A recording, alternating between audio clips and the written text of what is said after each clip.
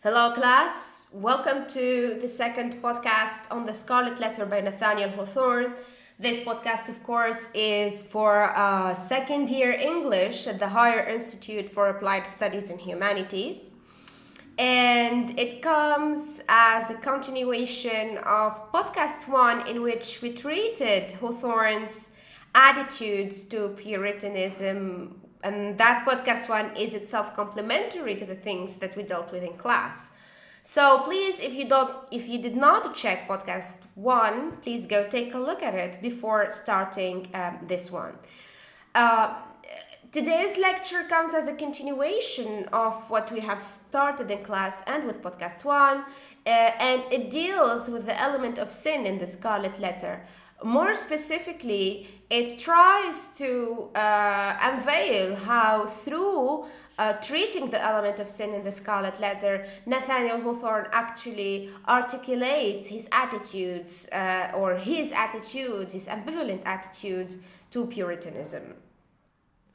In the Scarlet Letter, it is very obvious that sin stands at the very core of this story. But also, Hawthorne is the central theme of another novel, a very known one actually, which is the Blithedale romance. So we can say that sin stands at the very core of Hawthorne's writing in these two novels, but also in a couple of short stories and novellas, such as Endicott and the Red Cross. Sin is important for Hawthorne because it is important for the Puritans. That's our starting point. According to the Puritans, every single human being must abide by the scripture, by the Bible, sola scriptura, sola fide again. So, religious beliefs are not actually individual ones, they are communitarian ones. So if there's a community, a Puritan congregation, in which every single being is expected, or every single human being is expected to abide by the Bible, it is kind of taken for granted that everyone should follow the Bible or should follow the scripture in the same way that is decided by the congregation. Because there is no room, therefore, for individual beliefs, there is no room for individual sins. And here, I would like you to understand that each time I use the word sin, I use it from the Puritan perspective, because the Puritans decided that it was sin. Again, if you come to my personal belief, I don't believe in sins, to be honest. I believe in human experience that is multiple and that has many elements to it, and some elements can be good, some elements can be bad, and that's it. So we said that because there is no room for individual beliefs, there is therefore no room for individual sin. So every individual sin is the sin of the congregation or the sin of the community. Every individual sin is the responsibility of everyone in the community. Now, I would like you to imagine that for a moment. Even though we have some of that in our society, when someone does something bad to themselves, of course, bad to themselves because between inverted commas, because good and bad are completely subjective as notions and not objective ones. When someone does something bad, a sin, a bad behavior, a mistake, the community should feel responsible for it. And that's actually toxic, that's not healthy. Like, for example, we will talk about examples later, but just stick with this idea. So according to the Puritans, because there is no room for individual sin, all individual sins are to be perceived as collective sins, as the sins of the community, the sins of the congregation. In this sense, Hester Prynne's sin, between inverted commas, adultery, is conceived of as being everyone's sin, everybody's sin in Boston, Massachusetts. Therefore, God will punish everybody. And I have explained sorry. And they have explained during the very first session the dynamics of punishment in the Scarlet Letter. And they have explained how the punishment occurs, the punishment occurs because the community believes, let me repeat myself, the punishment occurs because the community believes that God will hold them responsible for that sin. Because the community believe that God will punish them because they did not protect His word, because they did not protect His religion, because they did not make sure everyone follow the scripture. And this is really toxic, I told you what I believe, but again, this is my personal belief, and you should not, of course, take it for granted, but me personally, I think that such relationship with God is such a toxic relationship because you are motivated by fear of punishment more than you are motivated by the love of God and the love of religion. And here there's a contrast, of course, between the early Puritans and the way Nathaniel Hawthorne actually admired them for their love of God and their love of liberty. Here, it feels like, in the Scarlet Letter and in Puritan societies in general, it feels like the punishment they inflict on the individual or on the sinner is the product of the motive of fear from God's punishment and not love of God's rules or love of God's principles. So in order to stop God from punishing them, they deem it necessary to punish the individual.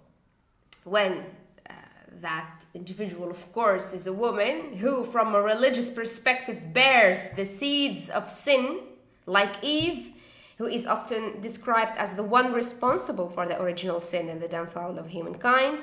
So when that individual is a woman, the punishment becomes even more mandatory because there is also this religious belief who kind of explains the original sin or the downfall of humankind is the product of womanhood or women's involvement with affairs. Here I take you to the story in the Bible about Adam and Eve, and Satan who came to Eve, and the allure of a snake, and he convinced her to eat from the forbidden tree, etc., etc., etc. So to punish the individual is therefore mandatory to save the community or to save the congregation. To punish the individual, to make of the individual a scapegoat, ضحية in a sense, قربان, if you want the exact translation, to save the congregation. The individual has to be punished for the salvation of the community, which is very puritanical, again, this idea of salvation. So here, Hester Prynne, her sin is being embraced and rejected at the same time. Her sin is being embraced by the community, who now think of it as their sin too, and therefore they will be punished by God, and rejected because they need to enact the punishment before God so that they offer that individual as a scapegoat and they save themselves. The Puritans in the Scarlet Letter, they are obsessed with Hester Prynne's individual sin. Obsessed. It's an obsession. That's the talk of the town. This reminds me of the Tunisian state. They are obsessed with our sins as citizens, with our liberties, with our freedoms, etc. Sometimes when dealing with, in relation to LGBTQI plus activism and stuff, and in relation to Article 230 of the Penal Code, we often say that the Tunisian state is obsessed with people's buttholes, because the state is willing to follow those people to their private rooms and to take a look at what they're doing, etc. This is the Puritans in the Scarlet Letter too. If you want, an example, a current day example of Puritans' attitudes, this obsession with what the individuals do is something very puritanical and very American. Now it feels like I'm stating the obvious, so I'm going to move on. So Hawthorne pictures the Puritans as waiting, here I'm quoting from the Scarlet Letter, with grim rigidity outside the jail, outside the prison door, for Hester to appear. The slightest offense, and here look at the word offense, to offend someone. Honestly, I'm not sure who did Hester Prynne offend in the Scarlet Letter, and if she offended God by not following his word, the question that we should ask ourselves is, can we really offend God? Isn't he the greatest, the mightiest? I would like you to think about this just for a moment. This اعتداء, offense, we have it in Tunisia, اعتداء على الأخلاق الحميدة, for example. So if الأخلاق الحميدة is so big, so important, and so amazing, how is it possible for an individual to offend it? That's the question that we should be asking ourselves, and which, for me, to be honest, bears the answer of why certain ideologies, certain rigid and fanatic ideologies must be laid bare to everyone. So the slightest offense, he wrote, Hawthorne, is met with the same solemnity of demeanor as the most awful. معناها they do not differentiate between a big mistake and a small mistake. The slightest offense is met with the harshest punishment. Those who watched The Handmaid's Tale, I want you to recall those elements in the series.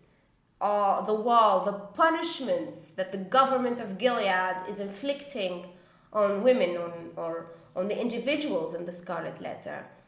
And of course, needless to say, that the Gilead is actually a puritanical state. That's who the Puritans are. So we said that the slightest offense, he wrote, is met with the same solemnity of demeanor as the most awful. And then, quote, as befitted a people amongst whom religion and law were almost identical. This sentence is, I think, from your DS, of one of the two groups, of course, in which I asked you to identify and analyze the elements of Puritanism in the extract. So here I'm just, starting with expressing how obsessed the Puritans are with the idea of sin.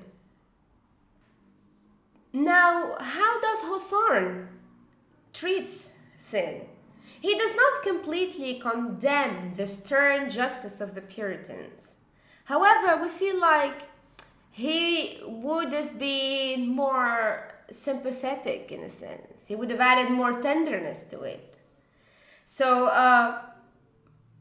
maybe he would have been more lenient in the punishment.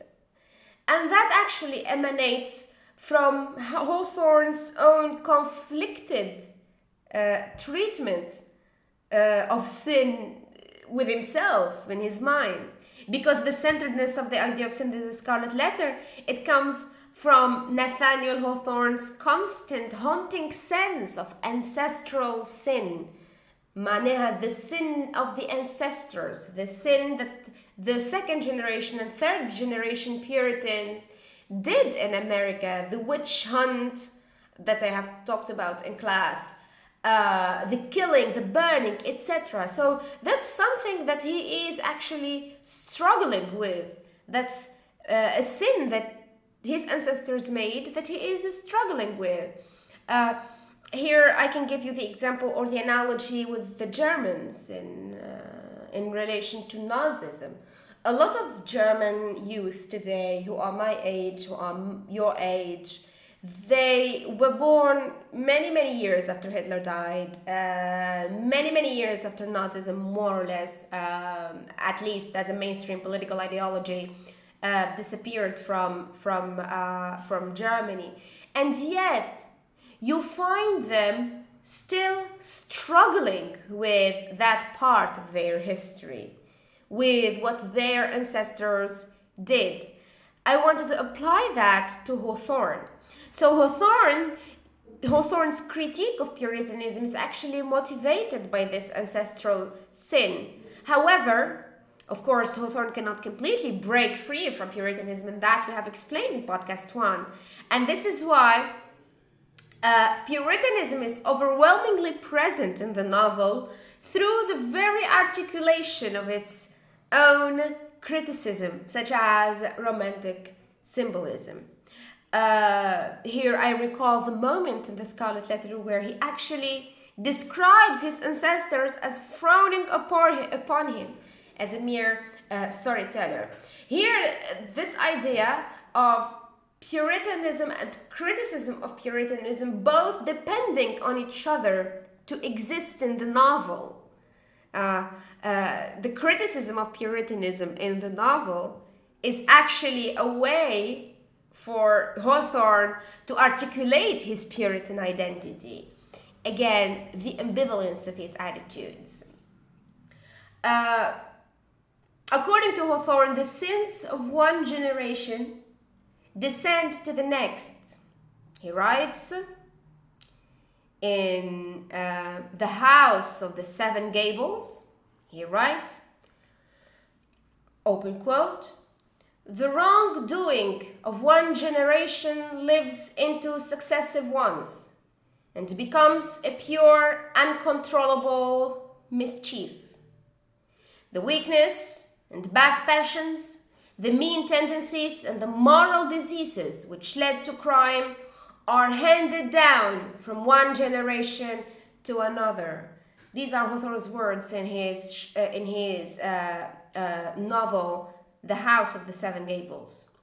Now, in the Scarlet Letter, Pearl, Hester Prynne's daughter in the Scarlet Letter, actually exemplifies the same principle, because Nathaniel Hawthorne says, "In giving her existence, a great law had been broken, and the result was a being whose elements were perhaps beautiful and brilliant, but all in disorder."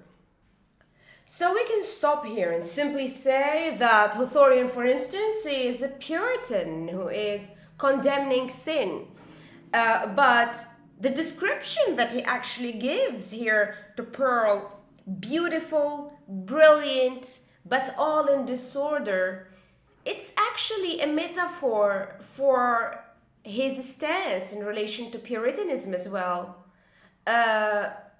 Also, if we look closer, we find bolder speculations, we find braver speculations, we find more courageous speculations, because Hawthorne in the Scarlet Letter and also in other books, but today we are concerning ourselves with the Scarlet Letter, he found that sin has a didactic function or a learning function, that the sinners actually learn from their sin. And this is reminiscent actually of Hawthorne's Romanticism. So what we can say here is that the Hawthorne Romanticism is actually the engine, الموتور, is actually the engine that allows him to articulate a critical vision when it comes to Puritanism. So, by endowing sin with a didactic function, the sinners learn from their mistakes. In the Scarlet Letter, Dimmesdale acquires through sin a new sympathy and understanding. Hester hopes that, and here I'm quoting from the book, she hopes that the torture of her daily shame would at length purge her soul and work out another purity than that which she had lost, more saint-like, because the result of martyrdom. So here, by giving sin a didactic quality, Hawthorne actually moves away from Puritan principles into romantic principles. Because here, if you focus, I'm going to repeat the quote, the torture of her daily, she hoped that the torture of her daily shame would at length purge her soul and work out another purity than that which she actually lost. So this other purity, it is an alternative purity. It is an alternative faith that is not located in the intellect, but that is located in the heart and in the experience of people.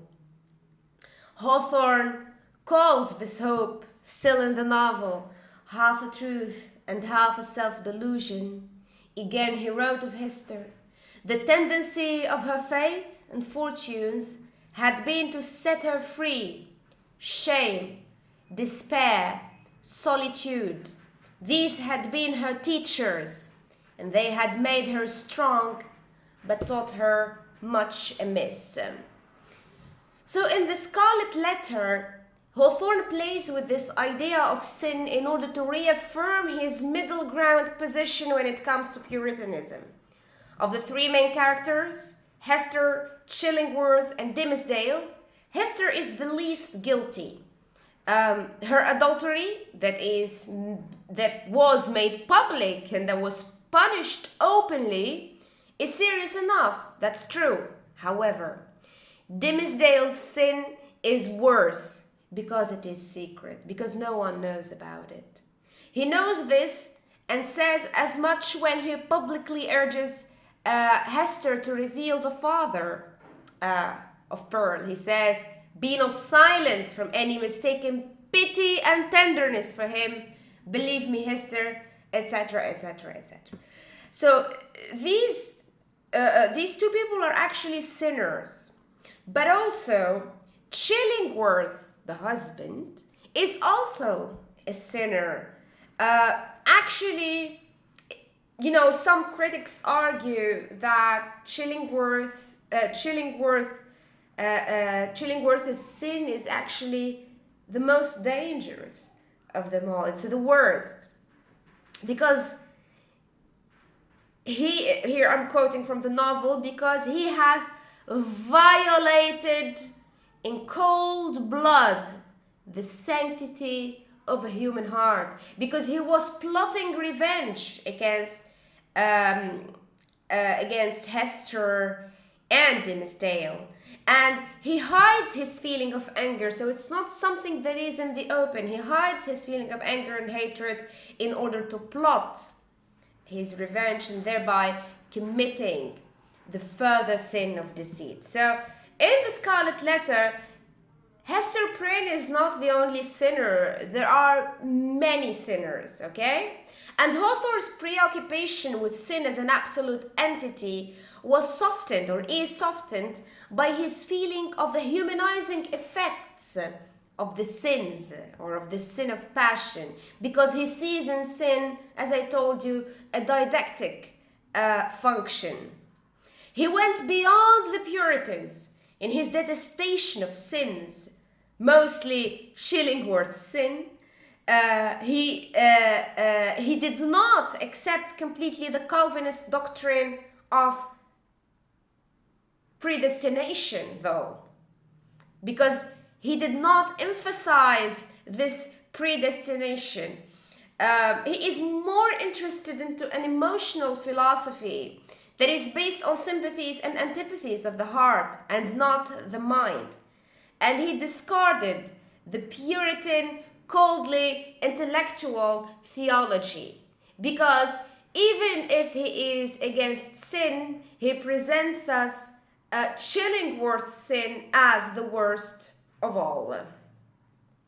So this is what I would like you to keep in mind at the end, that through his treatment of the idea of sin, Nathaniel Hawthorne reaffirms his middle ground position in relation to